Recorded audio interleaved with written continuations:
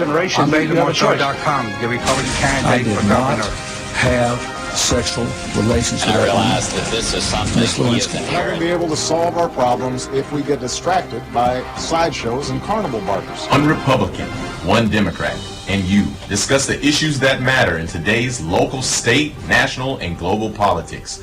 Hosted by Steve Hickson with co-hosts John Stanberry and Franklin Chansey. This is Backfire. Good morning and welcome to Backfire. I'm not Steve Hickson. Steve Hickson's taking a day off here, and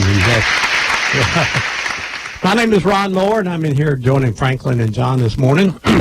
And I promise that there'll be no yelling this morning, or there will be any discussing. Yes, there will. And well, John, you're here, you know. Yes, there will.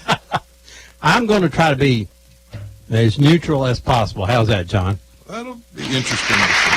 Yeah, I would. First thing I want to say is around town I hear every day that the tax appraisals have come out, and our taxes are going to go up there because our valuations have all went up. Well, under the provisional rules say that the county will actually have to lower their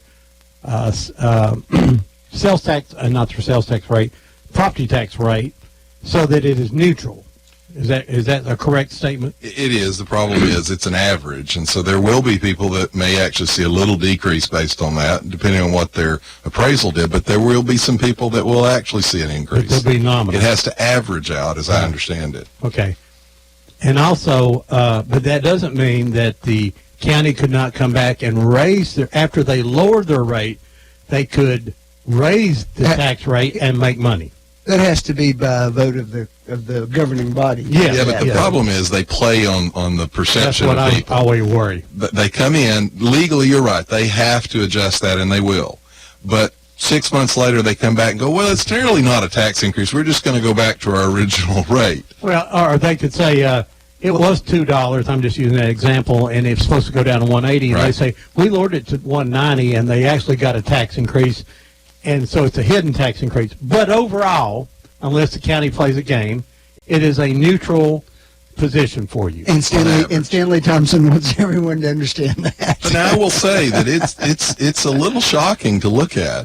I know that South Ocoee, some of those houses down there ended up appraised for way above what I think, from what I've heard, would ever sell for. And from what I understand, it's about a 20%. On average, about a 20% increase. Yeah. I'm not sure I see that in the housing market. You know, I guess you can't. There is a place you can go and you can appeal your appraisal. You can. Stanley, it's very good to work with people on that. Now, don't mean you're going to win, but you can. Right. Okay. Now, what I've heard though is that the city of Cleveland, and tell me if it's true, are talking about raising close to 30 cents. Yeah, and that's going to be a whopper when you combine it with the appraisal increase. 15-17% increase in the upper number. They had 3 proposals out there. Right, and they were leaning towards the highest proposal. And that was 15, 16, 17% or something like that nature? I think it was. It was a sizable chunk. Yes. Now so. What do you think about that? I mean.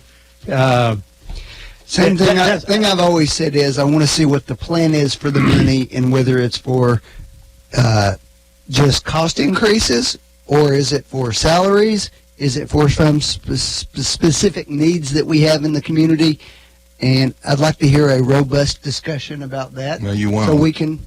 I agree with Franklin, but you won't see that. You'll see this try to slide through. My problem, Ron, for example, one of the justifications for these things are always that we've had growth. Well, when you have growth, your revenue should be growing as well. As you add new houses, you add new citizens, you add new revenue. Right, you add new revenue. So I always have a problem when they go, because of growth. Well, theoretically, your growth should, especially if you have the right mix between residential and commercial growth, you shouldn't need a tax increase based on the growth. I was annexed in the city about 2 or 3 years ago. Have you gotten all the services yet? Absolutely not. Well, that's another problem, and that's actually stipulated by law as well. How many years? 10 years? I think it's 10 years, I believe. But there are areas that have been annexed that have not met that guideline by state law. Yes. Well, I live on a little country road, and I don't have street lights. I don't have curbs. I do have sewer, but I don't have sewer. It goes in a big field next to my property, and so since my property joins onto another piece of property, I'm by law supposed to connect to the sewer. Until I do, I am paying the sewer fee. I don't get sewer services, and that has been litigated millions of times, and guess what? You don't win that one. No, unfortunately. But it's like, and annexing to me should be logical. And you clearly see when it's not logical. For example, the Exit 20 development out there. When you have to do this, I see it every morning out my back door. When you see this dog leg run out a road and then balloon out around the development, that had nothing to do with logic. That had to do with, oh, look, there's some money we can go grab. And there have been court cases where you can win that you can. By law, you can't do that. You don't supposed to be able to just cherry pick things. Well, how do you think they got out to Exit 20? Well, they would cherry pick right through my house where they went. And actually, I was thinking of that area. That area out there has not gotten the benefits that they were supposed to get, because it's actually apparently rather difficult to get some of the things out there. But they should have considered that before they went out to pick up the exit. Right. I do get free garbage service now. Well, I don't get free garbage service. No, you're paying for that. And my property tax in the city is as much as my county tax, a $40, $50 difference. If they do a 17% increase, I'll pay more city taxes now. So I'm not complaining. I'm just saying that's an example. But just be aware and call your city councilman if you agree, disagree. Well, call and ask, what am I going to get for this? Yes, I'd like to see that. You're going to have a 30-cent tax increase. What exactly am I going to get for that? Well, I want to know too. So I don't have an answer for that. I thought you guys were going to have that brilliant light bulb come on for me this morning. Well, they haven't said anything. Well, what they have said they wanted to do is fund some of the things that were part of the priorities list that came out from that community survey they did. Now, addressing the point you were talking about a moment ago, supposedly a fair amount of that is supposed to involve some improvements and development on the south side there. A lot of those areas we were just talking about. I think some of it also was for salary increases for city employees. I don't know about other capital projects involved, but I'm saying talk to your representative, get information, show up at the city council, talk about it, here's find my out what problem the story with all is. these are always disconnected conversations, because the reason they did that annexation was they were going to pick up all this revenue from that commercial development out there. Well, if they picked up all that revenue for the commercial development, why do we now need a tax increase to give what they're required to give to all the residents in that area? Well, they haven't sold all of it yet. Is the big problem. We bought it all. We haven't sold it, so there's no actually taxes for it yet, because the city and the county own it, so they're not actually gaining taxes. Well, they said apparently, my wife is sending me texts that there are. I think they said they're going to add 18 firemen and policemen. I don't know if it's 18 firemen and more policemen. Well, that I can live with those type of things. I'm not saying that we should never raise taxes. No one wants to pay more taxes. That's agreed. Let me ask you a question. There are a couple of things going on in the state here. Number one is Senator Mike Bell has argued about the managing of the property, the buildings and structures in the state, and he's a little concerned about that. What do you think about that, contracting away all that? The outsourcing, is that what we're talking about? Yes. Well, the governor wants to take a lot of services for state buildings, janitorial, in some cases security, and to outsource that out to private groups to do that. There are a lot of current state employees, as you can imagine, who are opposed to that, and who have argued that putting a profit motive into those services may not provide the cost services that they are touting. The case. My guess is it's a mixed bag. There are some areas where we see cost savings, and there are other areas where you see declines in services. That's what's going on, though. And Mike Bell said that his main concern was the actual management and design and of the buildings, and he was concerned about. And so, John, what do you know Well, about I mean, this? anytime you change anything, there's concern, and there is concern. But I tell you, this actually ties back into something you were saying earlier. Franklin mentioned the city's going to do some of this because of the survey they took. When you do surveys and you ask people, would you like this, would you like that, they never attach a cost to any of those things. And so people always say, yeah, I want this, I want that. We're getting into that a little bit with this outsourcing of services. People say, oh, I love, for example, a lot of people are upset about, and I'm even blanking out, up here where the deer, they drive up. As you get older, that happens. Park. Oh, okay. Fletcher? Or? Creek. Fall Creek Falls, sorry. Fall Creek Falls, that's one of the big ones here that people are fussing about. What's going to happen to Fall Creek Falls?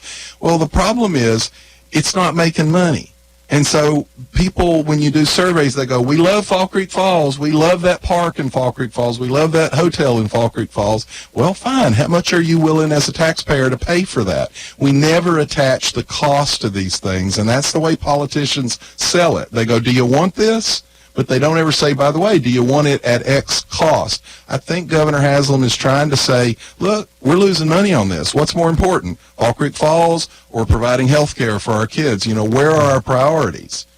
Does outsourcing save money in the long run, or does it cost money? The studies, a lot of them, I know down in Georgia, for example, there's a town down below Atlanta that actually privatized their fire department, they privatized their police department, and they actually saw increases in customer, as in taxpayer satisfaction, and huge decreases in cost. You know, I worked for... now, I'm not calling for privatizing the Cleveland Fire, fire Department. Yeah, that John did not say that. I'll protect him there. And I worked for and the Families First program for several years. You know, after I retired from the cable company, and finally the ETSU managed that. We were a state organization managing a state organization. I always thought that they were wasting a lot of money because I knew what the contract said and what they paid to ETSU when the same 3 or 4 people at DHS could do the program. And then they realigned the districts, and they moved Bradley County moved to a private company in Chattanooga, and I worked for them for a while until I found out that they did not provide the services that ETSU did, that was honestly trying to protect, and Maximus, excuse me, but that's who it was, were there to make money, and the services level for each of those clients went down. So that always concerns me, that I've seen it firsthand. That what do you do? Work. What do you do then? You vote the guy out of office that's in charge of that. You have the people have recourse. I'll give you an example. It was a documentary where they were talking to some of these communities that had privatized things. And for example, the fire department, they talked to one and they said, how is it that you're able to run this so much cheaper? He said, well, for example, our engines are $250,000 less than we were buying before. And they said, well, how do you do that? And he said, well, this cab is 18 inches smaller than the previous cabs, but it saves us $250,000, and we don't have air ride seats. And they said, well, why do you not have those? Well, because you're only riding in it for 20 minutes once a week or something whenever you have a fire. But because we're looking at the bottom line as a private organization, we decided if we could save $250,000 by not having air ride seats, we think our guys can ride on a bench seat. Now, I'm sure the firemen love the air ride, and I don't know what we have here. But his point was we're focused on the bottom line, and so we find areas that we can save pretty significant amounts of money. Chattanooga's having some problem with their busing. And I'm not picking on the fire department. The only reason I just remember that interview from the documentary. They'll call you today. Chattanooga schools have Hamilton County schools. They're not at Chattanooga schools anymore. I get that. They've outsourced all their busing, and a lot of complaints about that, and their drivers. And just an example. Okay, let me ask you a question. The governor signed into law his gas tax increase. He says that will raise $350 million a year for roads and various other things where the gas tax money can go. In return for the people, he is taking sales tax off of groceries, and I don't know if that's a complete sale. I don't know, but that will decrease the state revenue by $450 million. That's their numbers. Did we win on this deal or not? I mean, and I've got a cynical question in a minute, but I'm not going to ask it yet. Well, assuming that all those numbers are segregated and kept separate, then roads and bridges got a big win. $350 million is not a big win for roads if it's per year. Well, it's per year though. So that's better than what we were doing. Better than what we're spending. And it's at least a significant contribution toward that. Now, if there's some sort of cross pollination that goes on, then it may not be so much. The $450 million reduction in the grocery tax right now this year, that's a perfectly good thing because we have budget surpluses right now. We've presumably have now replenished the rainy day fund so that we have a year of cushion for an economic downturn. When the next recession comes along, it'll be interesting to see what happens at that point. Well, I will say that historically, sales tax states have rebounded better and fared in recessions better than income tax states have. I've got a couple of problems. One, every time I see an ad for a car and it starts talking about this, I've seen some lately, 49 and 50 miles per gallon.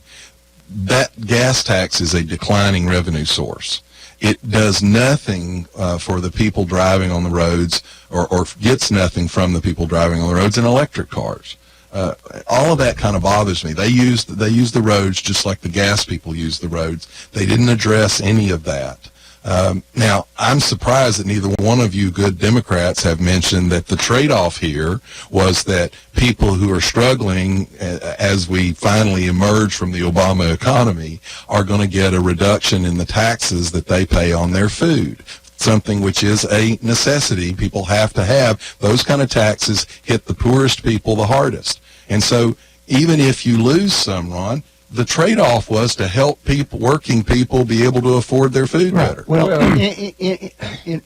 in fairness, in a community like us that doesn't have a big elaborate public transportation system, the raising of the gas tax hits those folks hardest too. Well, that's true. So it may be a net win for poorer folks. It may not be. I don't know. But you also have to understand that the EPA guidelines on gas consumption in these vehicles is improving, which would help the people on that side. You have to eat what you have to eat. You can't really change the food you need. I'm not criticizing the governor's proposal.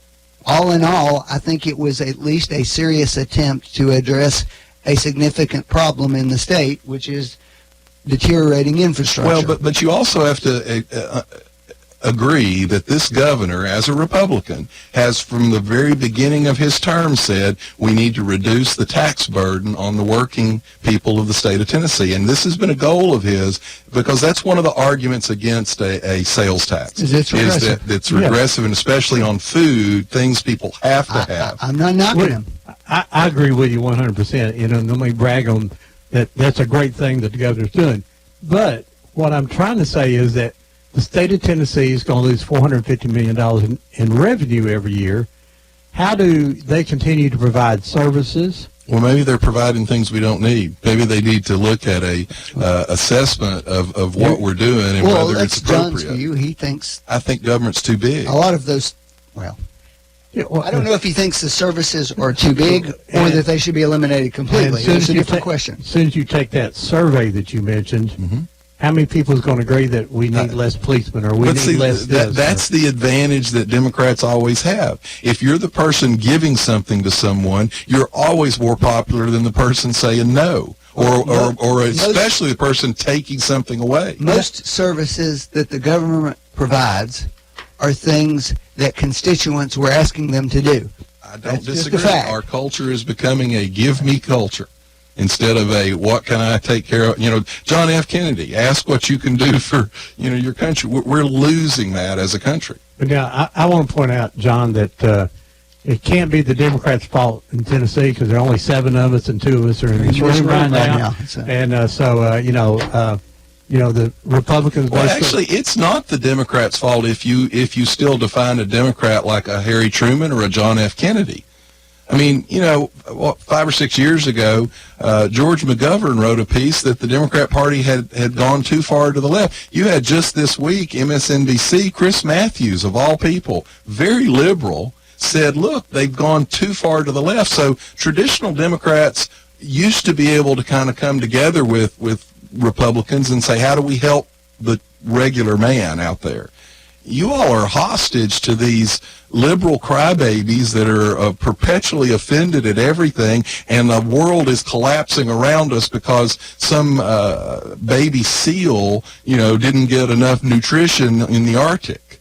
Well, I won't get into all those arguments, but I agree with you. I think that they've gone too far, and I think your party's went too far, and your party's split between the super conservatives and the moderates. Yeah, but the difference is y'all don't have a split anymore. No, we don't. You're all on the far left. We agree, and we think we have to do a lot to change our party, and that's not the argument here today. No. The argument is this a good plan? Simple, yes or no. Did we win by getting $350 million in this hand and taking $450 million out of this hand? I think on the whole, it's probably a good thing, because I think you have to add the other part of it in, which is that kind of investment in roads and bridges and so forth also helps the economy. And so that has the potential to lift people up some. Okay, now I'm going to ask my cynical question of the day. All right. I've heard this. It says, Bill Haslam passed the gas tax for this simple reason. His companies collect a lot of taxes for the state, and every time you collect a tax for the state, you are giving a small portion of that to pay for your services to collect tax. Sales tax, you get a little discount. Yes, you do. You get part of the sales tax? You get you get a discount if you pay it because you collect it. They give that to everybody because Yes. there is a All right, but there is a cost to collecting it, and they're trying to reimburse that cost so it doesn't become a hidden tax Yes. on the company. That's right. That's what I'm saying. But now everything's computerized. Pretty much everything's automatic. Forms are printed out. You send it to them.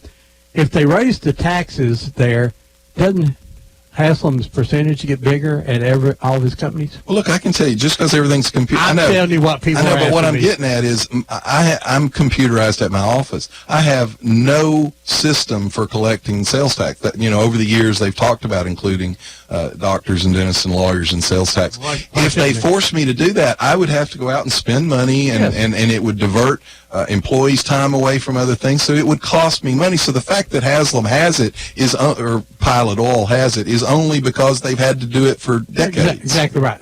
I'm just telling you what you hear. There's, Well, we're a very critical look, and I'm as critical as... these are your Republican We're very- friends I'm talking to. They're No, that's not. They're Republicans yes, and you- Democrats, They're cynical. Well, I can tell you, I everywhere out haven't heard that in any Republican circles that Well, I travel in. You don't travel in all the circles. Okay. I don't travel in all the circles. I'm just telling you what question I've been asked. So you understand where I understand. I think the common Joe out here doesn't trust the United States government, the Nope. Tennessee government, Bradley County government, Cleveland government, whether you're Democrat or Republican, And, in Tennessee's a prime example. Bradley County is predominantly a Republican-ran thing, and there are people out there saying, they're doing me wrong on the taxes, right? So that was my cynical. Now, you led me into a perfect conversation here. We're going to get started before we take our mid-morning break here. The Education Act of 1965 is now under attack. It's you talk about spending and should we give money. H.R. 610 is the act to repeal that. That was the Education Act passed by Lyndon Baines Johnson in 1965. It renews every 5 years, and every 5 years they call it something different. George Bush called it No Child Left Behind. It's the same thing there. Now the new act would eliminate a lot of the provisions of that act, and it takes away free lunches. John, there's one you said that people should probably be able to feed themselves and government shouldn't help at all. I mean, When what do you you say think? it takes away free lunches, First off, let me preface this with saying I have no idea what you're talking about, but I am 100% sure it does not take away all free lunches. Yes, it does. It may take away some free lunches, or it may grant them to the states for the state to do, but it doesn't take away all free lunches. It repeals that act. It says there is nutritional. Now, it also says that you can no longer, or you no longer have to provide fresh fruits. All you have to do is provide a child so much calories per day. Look, if you're talking about Michelle Obama's little deal that Sonny Perdue is now basically killing, We did that by the regulation. kids, Republican, Democrat, socialist kids, you name it, hated what she did and weren't eating the food and were throwing it away. So you can feel all the good you want to about how great that food was on the plate, but it never went in the kid's body. Let me ask, if you ever went to a school where there are poor kids and you put spinach on their plate and they eat the spinach? If you put tofu, they'll eat the spinach before they'll eat tofu. No, they'll eat tofu too if you're hungry. John, The food, John, even the liberal school districts, we're talking about waste levels at 50 and 70% of the food being thrown away.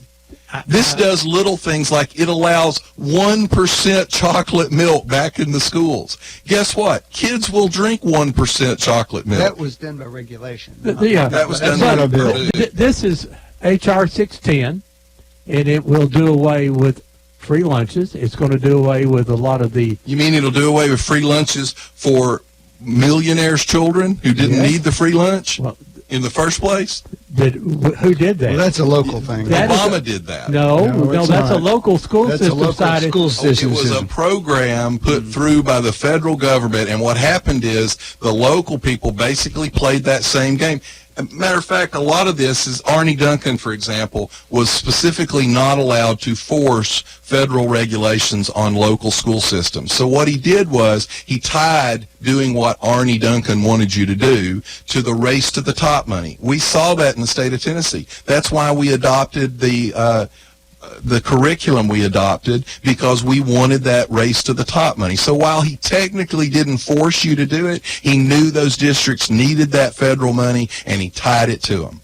And you know what's amazing? None of the liberals that are fussing about cutting off funding the grant programs to sanctuary cities, none of them had a problem with that, which was exactly the same thing done by the Obama You're not administration. talking about what we're talking about here. We're talking about the school system. I'm talking about Arnie Duncan and the race to the top money. Okay. There was a someone in the Republican White House now got on and said that the free lunch program was a total failure, that it never helped kids.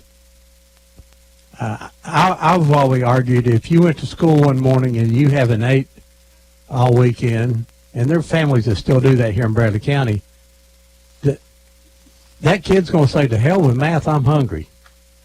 Can you learn when you're hungry? I can't do anything when I'm hungry, which is constantly. But why would we dissolve this, the Education Act of 1965 now, when every Republican president and Democrat president have all used it and renamed it to their own? Because we elected a new president, and new presidents hopefully try some new things, and we'll see how it works. For example, look, everybody loves Head Start. All of the data shows that the money on Head Start doesn't really pay off. By the third grade, all the benefits that you show coming out of Head Start are gone. So God forbid we actually take a data-driven approach to a problem and say, even though we've done it this way for 50 years, it doesn't look like it's working. Let's see if we can use that money in a better way. I'd like for you to go talk to some teachers. Go talk to Well, the question, See, that's what happens. As soon as someone says something, look, the data's the data. By third grade, all the benefits are gone. And the question that raises is whether or not whether Head Start ought to be abolished, but whether or not we ought to do something different in the first and second grade to maintain Well, those that may gains. be, but the problem is, Franklin, we never have those discussions, because as soon as someone like me says it, someone like Ron goes, you hate children and you want them to die in the street. That's my job today. So that's my point. We don't have dialogue anymore on these things because you all are too good at vilifying anybody that asks a question. I'm not going. It's time for our mid-morning break. We'll be back here with John Stansbury and Franklin Chansey on Backfire. Join in. We're going to let you call us here in a few minutes. You're listening to Backfire with Steve Hickson. We'll be right back after this. Hello, I'm the doctor. And you're listening to WOOPLP, Cleveland, Tennessee. WOOP FM is a broadcasting service of the Traditional Music Resource Center, and we play America's original music. Checking the cash, you got a brand new choice. Our flexible loans really making noise. Flex your money muscle. Flex your money muscle. A check into cash flex loan puts you in control. Visit your nearest store for details. Shape a flex loan to fit your needs. Make your next loan a flex loan and set yourself free. Flex your money muscle at checking the cash. Some restrictions apply. See store for details. Yeah. Hey folks, it's Glenn from U.S. Money Shops, and if you're looking for somewhere to cash that tax refund check, then we have the solution for you. At U.S. Money Shops, we cash tax refund checks, payroll checks, insurance checks, and many, many more. And when you cash a check at any of our stores, we'll give you 10% off your next purchase. So drop by any of our 12 locations in Tennessee and Georgia. Restrictions apply. See store for details. Yourself or a car today, you're better away at U.S. Money Shops. After 135 years, Hardwick Clothes, America's oldest since 1880, has delivered on our commitment to produce the finest navy blazer in America. This limited edition blazer was announced as the style winner in Garden & Guns Made in the South Awards. Crafted in Cleveland, Tennessee, we use premium Italian wool from the Tale Barberis, custom Bimberg lining, and signature gold buttons. It's available through the finest men's stores or at hardwick.com. Dr. Christopher Chase, with associates in plastic surgery, now offers his patients the convenience of a Cleveland office at 2350 North Ocoee Street. Dr. Chase specializes for the ladies in breast augmentation, including lifts, reconstructions, and reductions. Also tummy tucks or mommy makeovers, and facial rejuvenation, including facelifts, eyelids, brows, nose, and he also offers Botox procedures. Check out Dr. Christopher Chase. He is certified by the American Board of Surgery, the American Board of Plastic Surgery. He's a member of the American Society of Plastic Surgeons and the American Society of Aesthetic Plastic Surgery. Check their website out at aprs.md. That's aprs.md. Call for your convenient appointment in Cleveland at 624-0021. 624-0021. 2350 North Ocoee. That's Dr. Christopher Chase.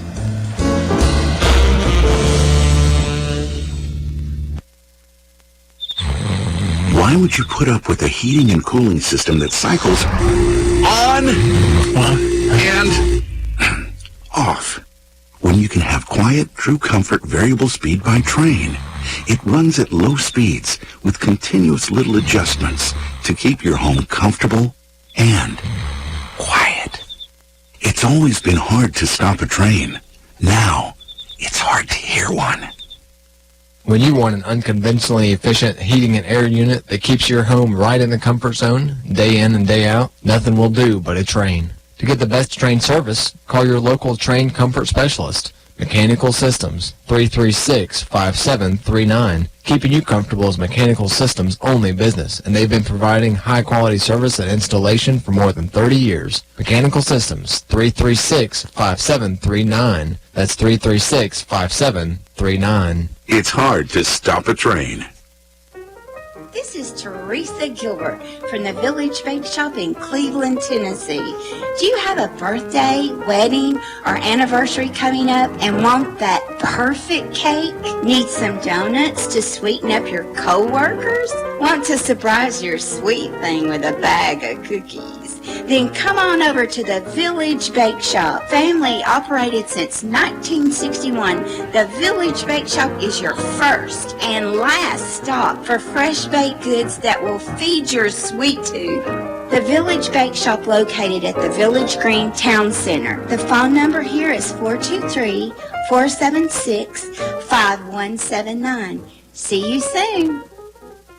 Are you unhappy with your current television service provider? Whether you're on cable or a direct TV satellite system, well, call Tech-Centric Installation. That's Dennis at Tech-Centric Installation, 2398 Blue Springs Road, right here in Cleveland. He is now your local retailer for Dish Network. Why call another state or sign up from some telemarketer calling from who knows where when you can talk to someone right here in Cleveland, shake his hand, meet him, set an appointment, find out why his 15 years of experience will create the perfect package for you. Don't pay too much and don't have to pay more down the road. Dish Network right here in your backyard with packages starting at only $55 a month with HBO free for 12 months with a 2-year price lock. So if you want to get your new updated, great state-of-the-art television service package, get it right here from Dish Network now with your own local person in Dennis Powell, or we call him Dish Dr. Dennis at Tech-Centric Installation, 2398 Blue Springs Road. Call him now, 834-9933. That's 834-9933. Ask for Triple D. That's Dish Dr. Dennis for your Dish Network home entertainment needs. 834-9933. Call Dennis at Tech-Centric Installation. No dealers allowed. Jackson Catnapper, family owned and operated in Cleveland since 1933, offering the best with over 70 styles of recliners, sofas, electronic lift chairs, full living room packages. Call Mike now at 961-7239 because Jackson Catnapper now offers sales to the public every Saturday. That's right, every Saturday. From 8 in the morning to 1 in the afternoon. Or call Mike at 961-7239 or go see him every Saturday at 1911 King Edward Avenue, just across from the main plant. Jackson Catnapper, family owned and operated in Cleveland since 1933. 961-7239. No dealers allowed. You're listening to Backfire with Steve Hickson on Whoop FM. Call 423-614-5553 to join in on the conversation. Now, back to Backfire. Welcome back here. Our discussions when we're off the air is a lot better than we put on the air, but the FCC might not approve. Only thing I can say is Armageddon. Robert D. Rayford, Armageddon. That's all you need to know. Okay. Hey, folks, you can call us here if you'd like to call in and ask a question about, of course, we've talked about the reappraisal of your properties. If you got a question about that, the increase in the taxes in the city, outsourcing stuff in the state, state sales tax on groceries and the gas tax, how that balances out. And we're talking about HR 610, and it's a little known bill because it's under the radar right now. But again, how many sponsors does it have? It has one sponsor and two co-sponsors. So 3 people total. So you're basically talking about something that some congressman put forward. 2 other people went, yeah, I'll sign my name on it. And that's it, which means it's not gone anywhere, hadn't done anything. Well, it is moving along. What happens is, a lot of times when there's a lot of huge issues out there, I think this one's a big one, but huge issues, it gets the press. This could pass under the radar, it's and you would never know. 3 people attached to it, Ron. But how significant was it when one of you all's good Democrats said he was worried about the island of Guam tipping over if we put more troops on it? Now, while that is absolutely shameful that you all have a Democrat who's that dumb, it's not significant because he's one guy. This is a bill with 3 people involved on it right now. We're not going to talk about dumb Democrats or Republicans this morning because it wouldn't be anything to talk about with the Republicans, and it would take too long with the Democrats. Oh, no, don't let me give We you don't have enough examples. time for the Democrats. It's on both sides, John. I can't believe you set that up so nicely. John, it's pretty bad on both sides, to tell you the truth. You're just digging out now. No. You're already in the hole. Hey, I'm going to sit here and tell you that we got that. What you just talked about is ridiculous, and there's a lot of other things. If you go if you read some of the bills that come through Congress or through our state houses, you'll go. The state houses you'd probably see even worse. Oh, it is crazy. So this bill, although not a lot of sponsors, could pass, and you never know it. And it does a lot to education. That bill could never pass, and you never know it. Something that significant, if it starts picking up any steam, it starts picking up multiple sponsors, up in the hundreds of sponsors, then it'll be all over the news. But they just haven't fought for it yet. I mean, it is not the priority of some people, and I can assure you it's not the priority of Paul Ryan and the Speaker's office. Right, but I'm not going. Just say, do you think free lunches should be in the school systems? I think free lunches for the appropriate people are necessary and important. I think that the local school systems, and I went down and argued against this, I think spending taxpayer money to provide lunches to people who can more than afford the lunches is a waste of money. And that's a resource that could be spent better in other ways. I think most parents agree with you. Well, the school board didn't see it that way. Well, the city school did it first. And as I understand it, the program has not worked out. Some of the very things that I was concerned were going to happen have been happening with the program. They're not actually, they thought it was going to be a landfall. They were going to get more money out of it. I don't think it's working out from what I understand. You know, a lot of the county schools, the rural schools, have 50 or above people that qualified for free or reduced lunch. You mean 50%? 50%. Well, they've probably got 60, 65, because if you ever drop below 50, you lose your Title I status. So you have to have a district with enough so the fluctuations don't drop you below.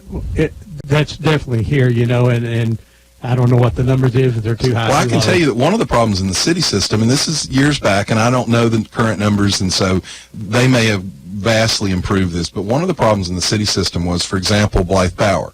Blythe Power was like, at one point, 96% free and reduced lunch. Arnold averaged somewhere around 85 to 92, 93%. If you're 60, 65% free and reduced lunch, the title funds can help make a difference in those kids' lives. When you allow a district to get up to 95, 96, 98% free and reduced lunch, I think you're damaging those children. And it's really interesting you said that. I read a really scholarly article the other day. It was not political at all, but it was basically talking about... Does that fit in here? Probably not on Backfire, I admit. But really talked about, and this is a loaded term, but we talked about, you know, how we used to have forced busing. Yeah. This person made a really serious argument that we need forced busing, but it's not on racial grounds, it's on income grounds, that we mix our populations together more rather than segregating them out, and that would actually go farther toward improving the education system than almost anything else we could do. Because everyone all across the spectrum would have an interest in the success of each school district as opposed to, you know, well, I'm not worried about that one over there. The city system, now this is, again, I'm qualifying, this is several years back, but you had have schools and have not schools in the city system. And it was pretty clear you had some districts that had dog legs that went around a nice neighborhood to pick up a lower income or a government housing area. And the problem with that is, now my kids all went to Arnold. I went to Arnold. My dad went to Arnold. Arnold's a wonderful school. And it's actually, even though I think the free and reduced lunch were too high, because it puts a lot of demand on the teachers and on the system. I think they should try to keep those around 60, 65% and kind of spread it out a little bit more, because I think it makes the school better. But the community there was a good community. You had a pretty good mix, even though it was high in that percentage. You still had a good mix. The problem was you dumped them all together in one junior high. And they have a tremendous amount of discipline problems at the junior high, because you have schools and have not schools. And when you dump them together, the have school kids have kind of led a little different life, and they pop off to the wrong person, and next thing you know, you got a knockdown, drag-out fight in the halls because they haven't integrated the schools better from the very start. And again, integrated not racially, but integrated socioeconomically. Well, so what is what he said? Should we bus children of different economic standards? I think you could make a pretty strong argument for the benefits outweighing the costs of it. Well, here's the problem with that statement. I don't disagree, but the problem is it doesn't really apply to a community like Cleveland, because Cleveland, you could simply do your districts in a much more reasonable, concentric type manner, and you would probably have pretty good mixtures. Where that comes into play is somewhere like Los Angeles, Boston, Chicago. There you probably would have to bus, because you can't do a concentric district if the neighborhood is 2 miles around and it's all economically impoverished, you would have to bus in those areas. You can call us here at 614-5553 if you have a question or a comment, and as long as you don't want to physically assault any of us, you can call us. No, if you want to physically assault John. John, I did. That was coming. He's sitting the closest to the door, so start with the guy closest to the door. 614-5553. By the way, we need a back door in this one. Yeah, we were trapped in here, guys. The charter school systems could do this or do just the opposite, I think. You know, if you, John, you could start a charter school, and we could in this room, and you could be the superintendent, and he'd be the, Franklin be the principal, and I could be the janitor or something of that nature, and we get paid, and then we can select the children we want to come to our school. So no. You don't select the children. You set the parameters for what children can come, and then if they meet those parameters, they come in. But those parameters say that, there's certain education levels. We got a phone call here. Let's see if we can actually get someone not yell at us. Go ahead, caller. You're live on Backfire. Oh, yes. You're talking about the schools and stuff. What about the bus drivers? You're arguing about the schools and all this stuff, but there's nothing ever brought up about the drivers. In relation to what? I mean, well, I think they have a tough job. I mean, are you talking about the city or the county drivers? They're a big difference. Are you there? Call us back there. The city has its own buses and hire their bus drivers here in Cleveland. In Chattanooga, they have contracted their bus service out. Bradley County has always contracted their bus services. And I don't see a problem with either one of those systems.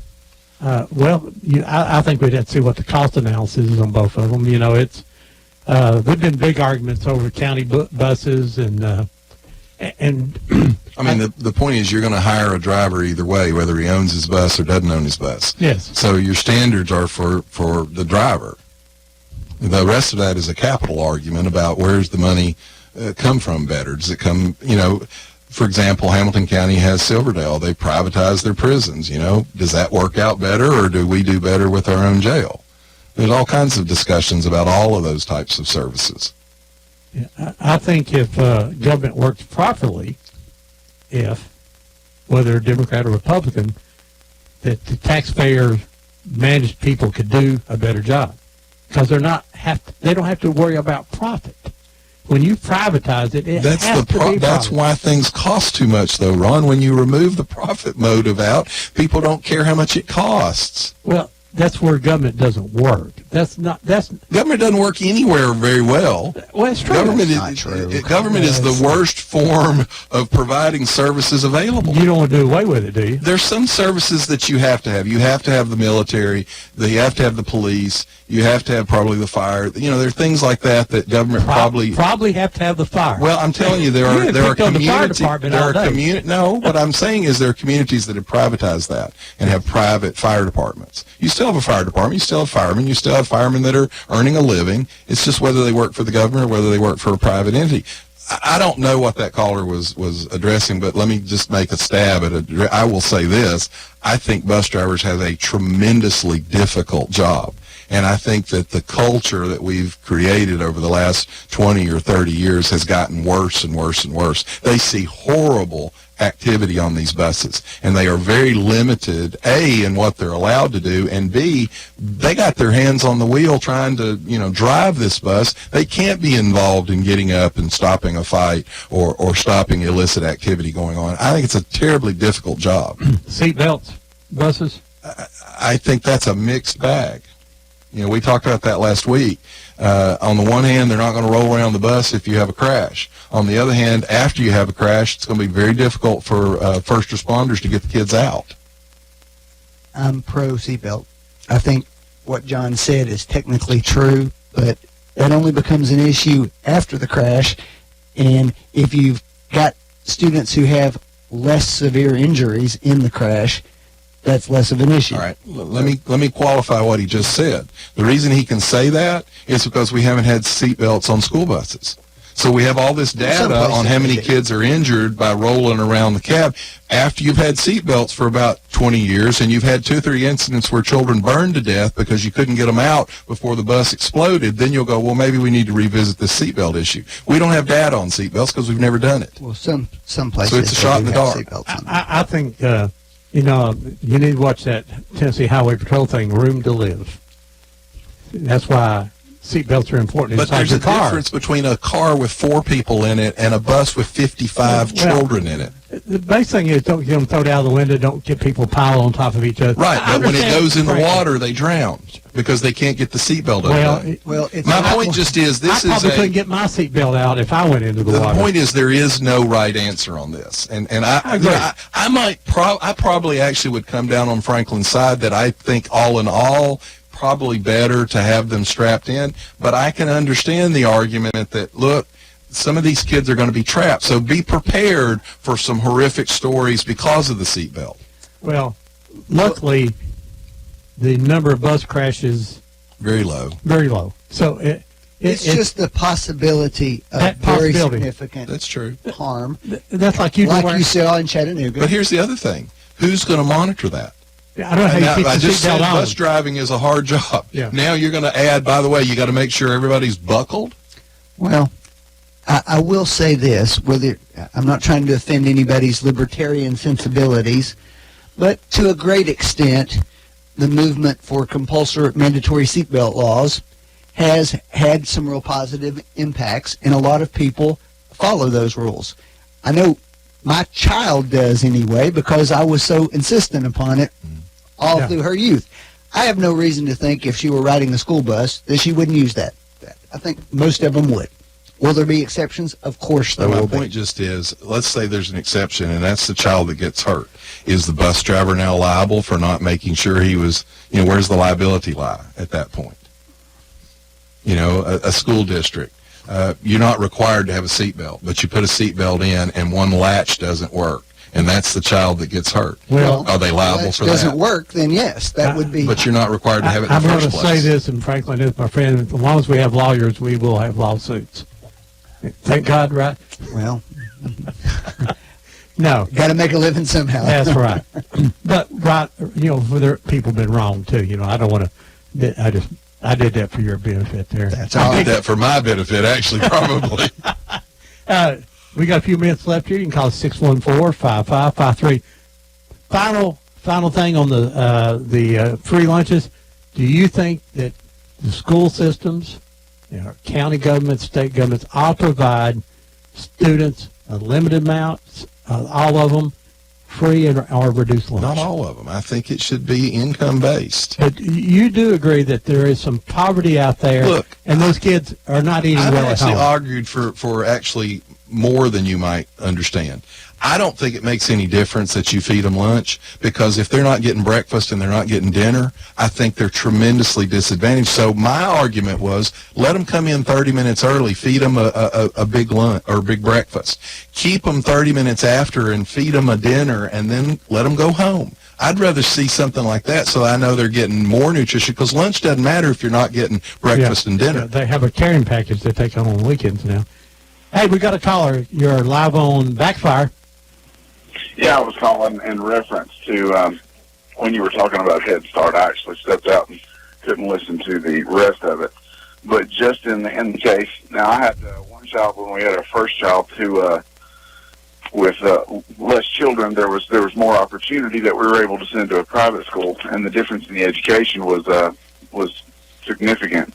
But the one thing that we did find was, even though we couldn't afford to do private school for the other ones, the social, the necessity for it's kind of the working your way into the social aspect of getting along with other kids, of listening to an authority figure that's not mom, dad, or grandma.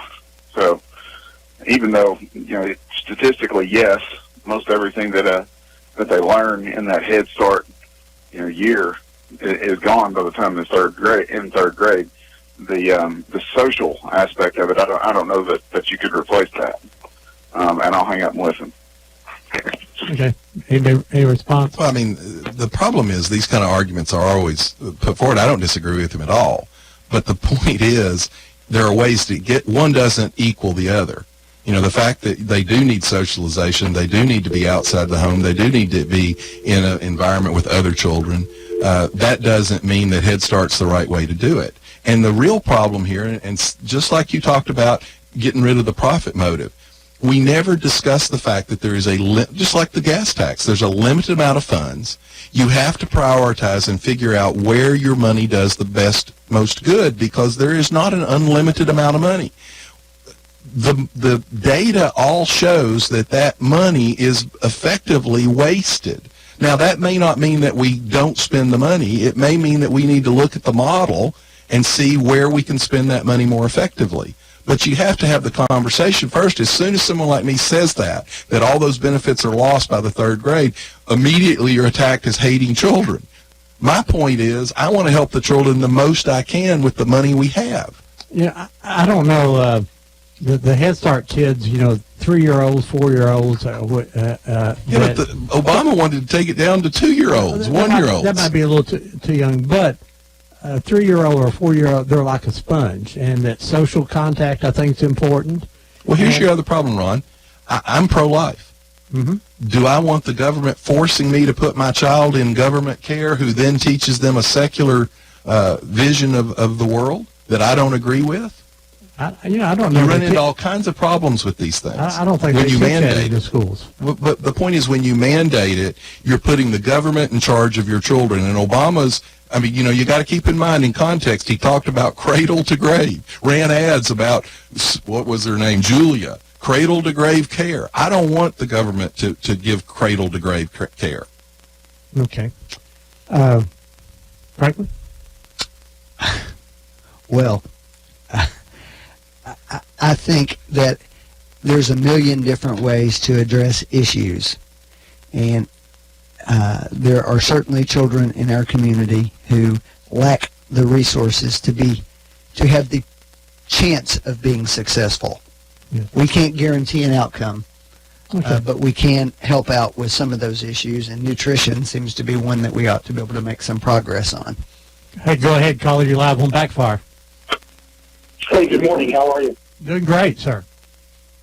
Hey, just one comment about the school buses and having seatbelts on the buses, and until they get their head out of the sand and provide some answers as to how they're going to monitor those seatbelts, it's kind of wasted money, because there's no way that a school bus driver can monitor that.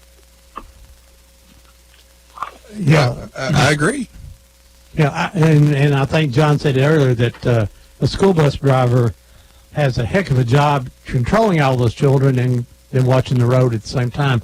I think it's a tough job, and they're probably not, for my bus driving friends, they're probably not paid enough money. Not for the responsibility that they have. Well, there's another economic factor that's involved there, and that is limiting a school bus to the prescribed number of children per seat in it, because you still see school buses that have more children on it, even if it's only 2 or 3 in some cases. And now what do? You have to have a new bus route at that point with a new bus to do that. So that's as much of a cost driver as anything. Keep in mind, when you have legislation like this come forward, don't kid yourself that there's not bus manufacturers with lobbyists over there going, we can make X amount of money, A, from retrofitting and installing the seatbelts, and B, because of just what Franklin said, these districts will have to buy more buses to ensure that each child has a seat. I mean, it's gotten better, but when I was a kid and did ride the bus, we would have 10, 15, 20 kids standing in the aisles. Caller, do you think that the riding of school buses, the population of that is down? Because, if you go to the school, any school now, there's traffic lined up and down the roads at every school out there, and because parents, and we're a lot more mobile than what we were. Well, keep in mind, 20 school years bus ago. service is not a right. It's not a right. Oh, you're right, but it is something that's been there a long time now. It has. And once you give something to people, it's hard to take it away. Do you think that the poor could ride a bus? If they didn't have the bus, would they get to school? I think they used to get to school without buses. I think a lot of things happened in this country without government services. Amazingly, we built the greatest country in the world without most of these government services until the last half of the 20th century. Well, now, we're talking about high school kids, but, one first grader, are you going to make them walk first 5 off, miles to school? Part of the problem is this is like a circular argument. For example, I think Charleston School was a wonderful school when it was K through 12. I think that was a wonderful model because the older kids helped take care of the younger kids. It created a sense of community, a sense of family. We've gotten away from that. We've broken everything up. We've sort of exposed everything as self-supporting, and it has consequences. So all of this is a circular argument in some ways. Caller, do you have any other questions? Okay. Hey, folks, that's been Backfire. Thanks to Franklin Chansey and John Stansberry and Daniel Brantley, who runs our board for us. And they may invite me back someday. They may not. I don't know. But thanks for the discussion today. And John didn't yell as much as usual, I have to admit. You're a moderating influence. I think if you check decibel levels, Franklin tops the decibel scale. Guys, thank you so much. We'll see you next week here on Backfire. You've been listening